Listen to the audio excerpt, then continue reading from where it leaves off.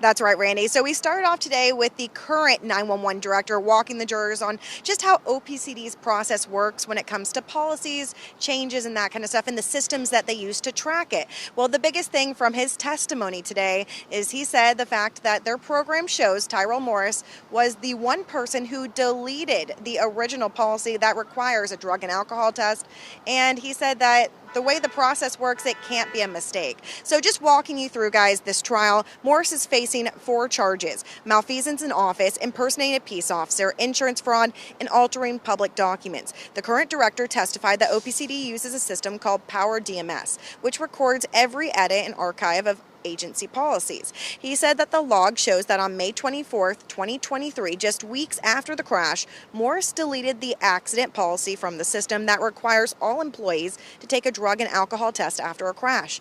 Fasold had told jurors deleting a policy is not something that can be done by mistake since it requires multiple confirmations. He also explained that while Morris may have drafted an altered version, it could have been on Word like the one that was given to WDSU, but it was never officially published in Power DMS, leaving the original policy as the only valid rule. Now, this is what Carl had to say inside that courtroom there. Carl Fasold, the current 911 director, said it could not be a mistake to delete the policy. Once you confirm it, it's gone. There are no archives. The system shows it was deleted by Tyrell Morris. Now, the defense came back and cross-examined the current 911 director and basically asked, did you have a conversation with Tyrell Morris? Did he suggest before the crash that he wanted that policy gone?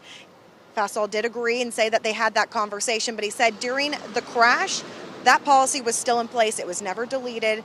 No other policy was altered or changed during that time frame. There was not a change until after that accident happened. So guys, we're going to be following this very closely. We are hearing from more witness testimony right now, so I'm going to run back in there and give you guys the latest later on today as well. Reporting here from Criminal Court, I'm Cassie Sherm, WDSU Investigates. Cassie, thank you so much. Well, just into the WDSU newsroom, that burn ban